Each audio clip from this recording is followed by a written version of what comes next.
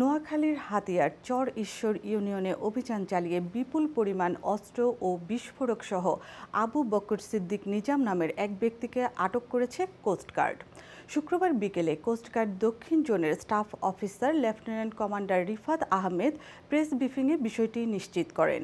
এর আগে বাংলাবাজার মাঝঘাট এলাকার বিসমিল্লাহ মৎস্য আড়ত থেকে গোপন অভিযানের ভিত্তিতে অভিযান চালিয়ে তাকে আটক করা হয়।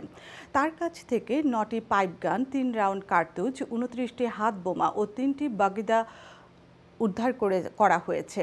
কোস্টগার্ড জানায়, নিজাম দীর্ঘদিন ধরে মাছের ব্যবসার আড়ালে এই এলাকায় অবস্থান করে নানা ধরনের সন্ত্রাসী ও অপরাধমূলক কর্মকাণ্ড পরিচালনা করে আসছিল।